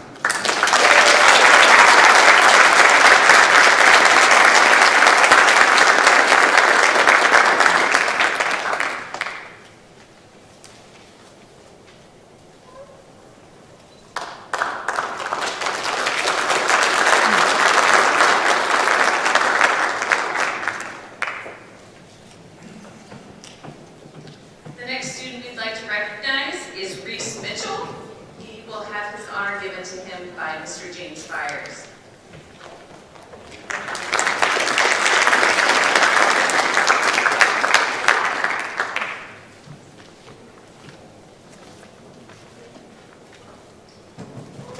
I'm probably one of the few presenters tonight that never actually had McKinney class.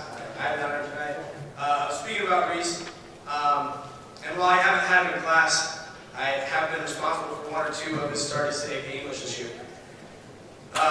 Reese is an amazing young man with an incredibly bright future. He's charismatic, compassionate, and an extremely gifted student. Being ranked in the top 10 of this incredibly gifted and competitive class is a testament to the hard work that he has put into his academics during his time at Frankfort, as well as his level of fear for Mama Mitch's whoopings. I've known Reese since he was in 8th grade. He probably doesn't remember this, but my first introduction to him was actually at Joel Sineke's summer middle school camp. His then middle school coach, Michael Gonzalez, warned me to make sure I kept him and his brother apart, otherwise a fight was going to break out.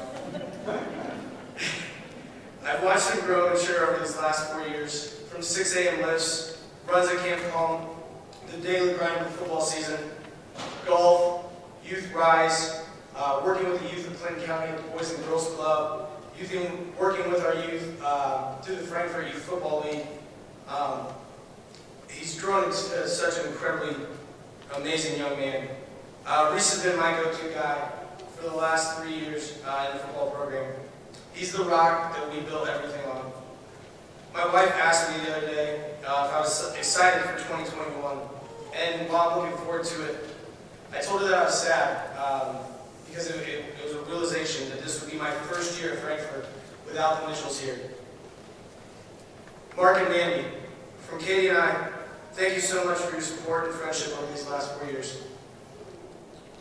Thank you for raising 3 amazing kids. Your time, dedication, energy, and love have shaped them all into outstanding young adults with bright futures. Reese, enjoy college, but not too much. IUQI is a great place with a lot of opportunities for you to continue to grow. I know you'll be successful at anything you put your heart and mind to. Hopefully in 4 or 5 years I can convince you to come back and shape the next elite 6th string QB. In all honesty, I don't really have the words to express how proud I am of you. You've meant so much to me and my family. My kids look up to you, my wife thinks the world of you, and I didn't instantly make my niece block you when you added her on social media. I'm so proud of the young man you've become, and I look forward to seeing the man that you will be. Ladies and gentlemen, Reese Mitchell.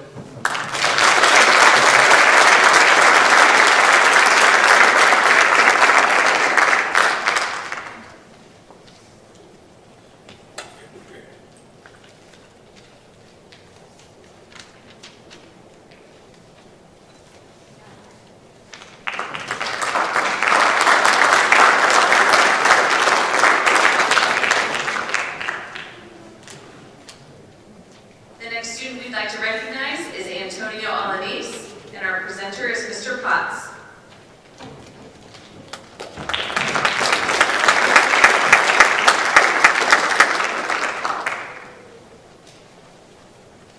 Let's go. That's how we start class every day. Let's go. Antonio has some advice for me today on how we should begin this. Mis estudiantes me llaman viejo loco. My students call me the crazy old man. The rest will be in English tonight. I have the honor of introducing Antonio Alanis Cruz, the son of Jose Alanis and Maria Cruz. Antonio's played baseball for 4 years and is a member of the Honor Society. He plans to attend Purdue University. Look her up. Let's go. After Antonio asked me if I would introduce him, I spent a lot of time thinking about what I wanted to say about him. because I wanted people to know who he is, but I needed to know more about him. Sometimes we get bits of information from other staff members, but I've had Antonio in my 5th period ABC class for the entire year, and I thought that maybe I should just pay closer attention to him every day, strike up some conversations, see what kind of, or how he interacted with his classmates. And after a few weeks, I thought, man, I'm really not getting a whole lot of stuff to talk about. He's always he's just so even keeled. This is me, and this is Antonio. So I'm like, I'm not saying he doesn't have emotions, but emotions don't control him. He's friendly, and sometimes I have students, and maybe I'm thinking about myself, that ride that emotional roller coaster, you know, the highs and the lows, but Antonio's right here every day. He always shows up with a smile, and he always does everything I ask of him. And I guess I was looking for something. I said, are you ever in a bad mood? And he just smiled, and he said, no, not really. Do you have a favorite subject? I asked him one day, and no, you know, like math. You know, I'm good at math, but no, not really. Any like standout moments that you can think of in school? No, not really. So, what are you going to do this summer? Have any plans? Nah, I'm just going to work until I go to college. So, I was getting nothing. And so, I turned to some classmates of his, unbeknownst to Antonio, and I didn't tell them why. I just said, hey, do you know Antonio? What do you think about him? And these are classmates. I have classmates that said, one said, he's a hard worker. Another one said, he's just a good kid. Another one said, he's always positive. He never says anything negative. And finally, one said, he's respectful. And I'm like, to hear that from a classmate, I haven't told him, this is the first time I've told him that, but to hear that from a classmate, I mean, man, I guess I'm just thinking about what my classmates would have said if someone asked him about me. But I mean, that I just thought that was incredible. So I did reach out to Coach Dudley, and he said, he's a great kid. He's one of those people you want on every team and in every class. You always get his best because that's all he knows how to do. After hearing all that, I guess the first thing I would say is, man, congratulations, Mom and Dad. What an incredible job you have done. So I guess I thought about it, and I was looking for some kind of flash, you know. He wasn't going to deadlift 500 pounds, so I can say that. You know, he didn't tell me that he saved a baby from a burning building one day when he was walking home from school. And so I'm like, okay, I figured it out. Here it is. When I thought I wasn't finding anything, I found everything. Because this is Antonio. He's a rock. He's not easily moved by what other people say.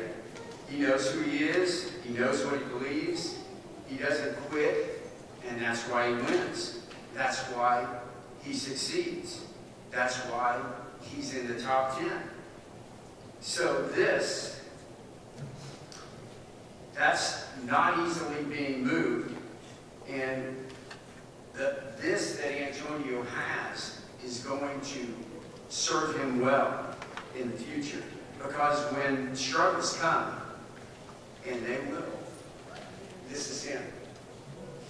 When challenges come, and they will, this is him.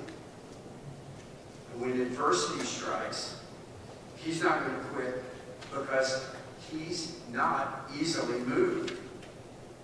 That's Antonio Alanis Cruz. And I'm so proud to introduce him to you tonight.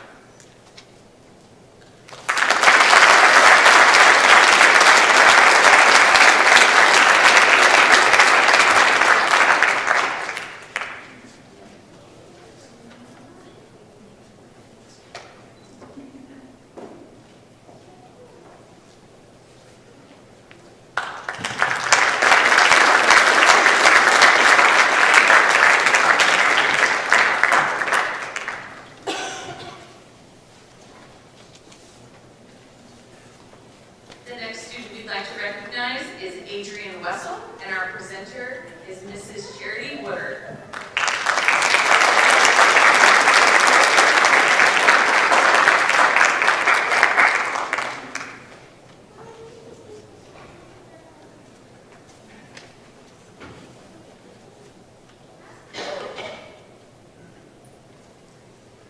Nearly 4 years ago, I had a new crop of freshmen who would become my new community class. We had the same students for 4 years. We really come to know them, their habits, what works for them, what doesn't. And you typically know what to expect from day to day when you see them. Bringing in a new group is a little scary, especially when current students are saying, "You think we're bad? Wait until you see these new incoming freshmen. They're terrible." They aren't typically accurate with those statements. I hear them pretty much every year. Maybe it's a way of making themselves feel better about their own behaviors as freshmen. I don't know. It does instill a bit of anxiety nonetheless. Maybe it's a way, what if they really are wild and unruly? Not knowing what to expect from this bunch, I hope for the best and prepare for the worst. Try to size them up when you're introduced, knowing that you have a lot to learn about one another. One of those newbies was a pretty quiet, lanky, long-haired kid that I couldn't quite figure out at first. He was also in my Principles of Biomedical Sciences class, so I knew we'd become well acquainted over time. Since that time, all the way back in August of 2017, I have continued to watch Adrian grow and evolve. One of my earliest memories that really stands out is how upset he was that he got an A-, or was it a B+, in 7th grade algebra, and it was affecting him in high school. He didn't think it was at all fair that even though the credits he earned for that class didn't count towards his necessary math credits for his diploma, the grades earned were calculated into his GPA. And he had a 3.97 instead of the 4.0 that he should have had for getting all A's in high school. I was taken aback by how this impacted him and how much he cared. Many freshmen haven't even caught on to the fact that they need to pass classes and earn credits. Here was Adrian beside himself about not having a 4.0 and how that was going to affect his GPA for the rest of high school. It was then that I could see how important maintaining his grades was to him. Over the last 4 years, Adrian has never ceased to amaze me with his talent. Never have I had a student that is skilled in everything he does. He makes the schoolwork seem effortless. His timeline might not always coincide with everyone else's, but rest assured that he will have his work finished, and he will exceed expectations. And when his passions are ignited, it's a beautiful thing. As a freshman making an ABC book as a course review, other students were printing off pictures found on the internet to meet requirements. Not Adrian. He hand drew every single page in the book and was sure to include things that I would love and would make me laugh, like Disney characters and Marvel characters, and I will always treasure that book. Maybe you've seen some of his other artwork on the United Way building, or downtown during the holidays. He has an incredibly talented family. As a senior writing a grant proposal for a public health campaign, his passion for assisting others shined through his ideas on policy and healthcare reform. His oral and written presentations were eloquent, and the research and discussion along the way were heartfelt. Adrian, we've spent a decent chunk of your high school career together through community and 2 trimesters in biomed class every single year of high school. I've watched you grow, mature, collaborate, and thrive independently, tackle immense challenges, and ponder where life can and will take you. I hope that as you blaze this trail ahead, you continue to allow yourself to be guided by experience, strength, courage, and intuition as you find your place. I have no doubt that you will be an inspiration to others and will do incredible things. It's my absolute honor and pleasure to present to you a member of the top 10 of this year's class, Mr. Adrian Wessel, who is graduating with a higher than the 4.0 GPA that he wanted as a freshman.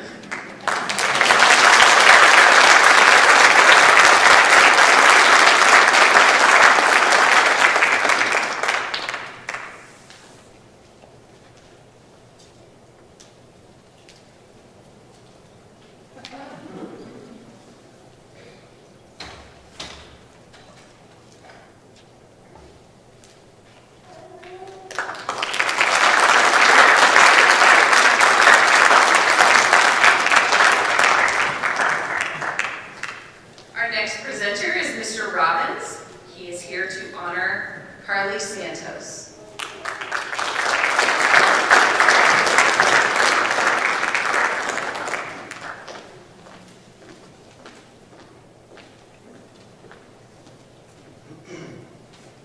Good evening. My name is Will Robbins.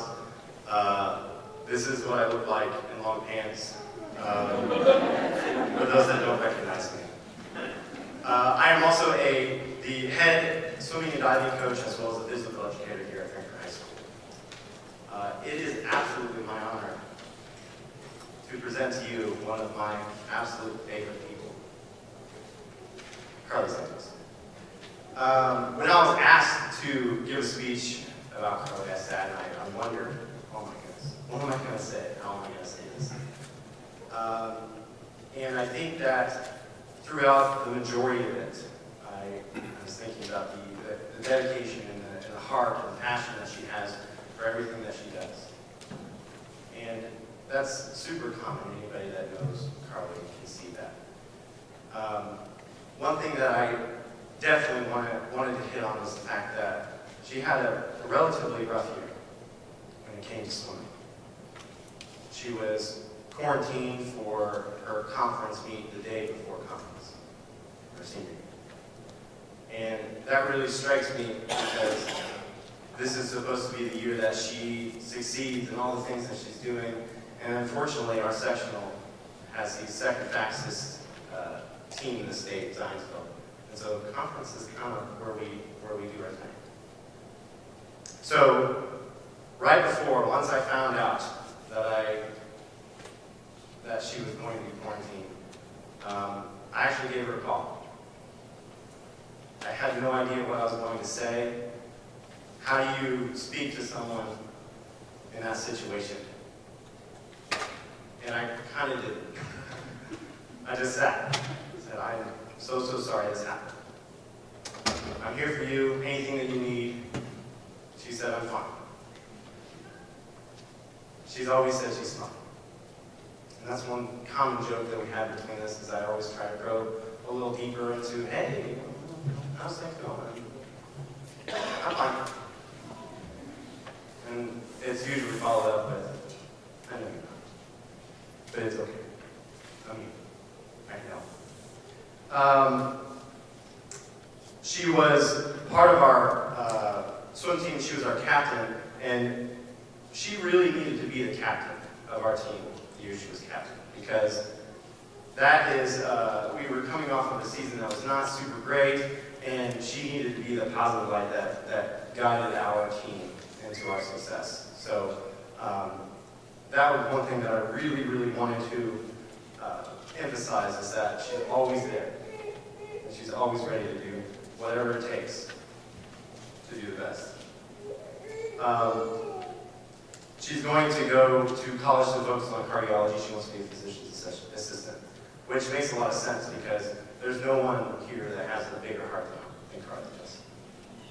And I know she'll probably say it's not what it is, but it absolutely is.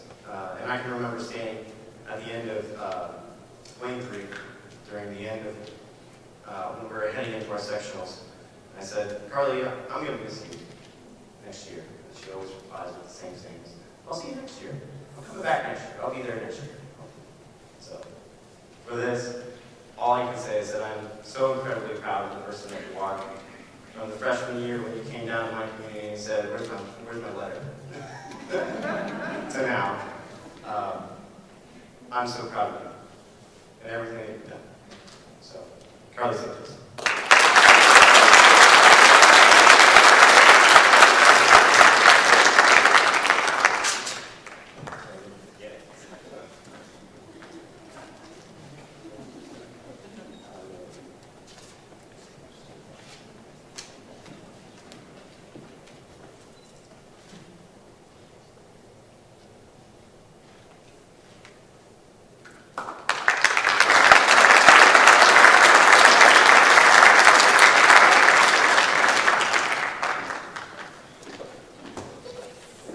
Our next and final student that we would like to recognize is Sean Kaufman, and our presenter is Mr. Portner.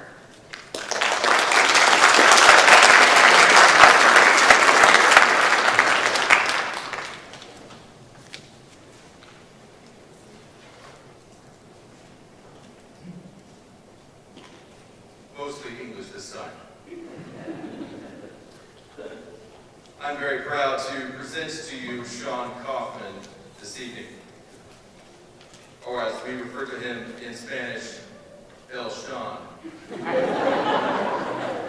Sean spiced up my Spanish 4 classes during this dismal year. I know you may not think of spicy when you think of Sean, but it's true. He and his compatriot, Adrian, added just the right amount of oddity to a mix of mostly quiet souls during those early morning hours of Spanish 4. I'm pleased to note that I believe 5 of those select few have been on stage this evening. That's pretty cool. It's good to hang out with such quality people.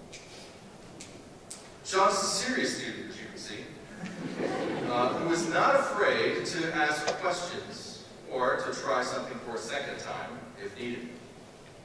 Since Spanish has roughly 87 verb tenses, this quality serves him well. All right, it's only 14, but still, that's a lot. You get the idea. It's a lot of work and can be very challenging. Well, given the reason that I'm introducing him this evening is placed firmly in the top 10, it's clear that Sean applied that tenacity that he had in Spanish class to his other classes as well, landing him in the upper echelons of the class of 2021. Sean's parents, Tony and Pam, should be very proud of him. He's poised to do very well as he dives into biology at Indiana University Bloomington next year. Shout out, principal. Sean has his eye on becoming a cardiologist. That's pretty impressive. Sean, I make no promises that I'll try to improve my eating habits in such a way that I won't need your services. I'm afraid today's Burger King for lunch is a testimony to that fact. But I'll try, and if I do need a little help in the future in the heart department, well, I know who I'll call. El Sean.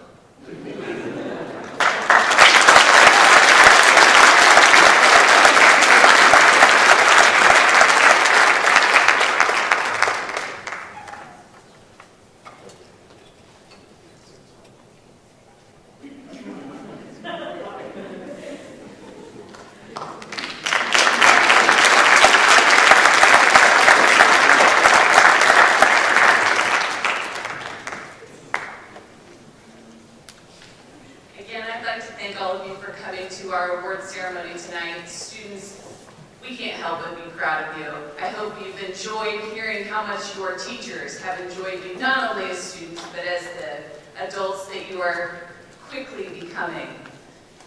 Tonight's program is sponsored by First Merchants Bank. They're responsible for the gift that we were able to choose for you today. Typically with our banquet, we are able to have a dinner that we can eat together. Unfortunately, that's not something that we can do, but we want people to eat. So, we wanted to be able to give you a little party gift, something that you could enjoy with your families in the safety of your own home. So as you leave tonight, teachers and students alike, please make sure you stop by the tables to pick up a dessert of your choice. We have tested them. They are delicious. You will like them. In response to our lack of ability to have a banquet tonight, but again, we appreciate the people that you are, the dedication that you've given to your studies and to your music and to all of your extracurriculars. You are such a fun and wonderful class. This is a great start to our celebration season of you, the class of 2021. So thank you again for coming. Have a wonderful evening.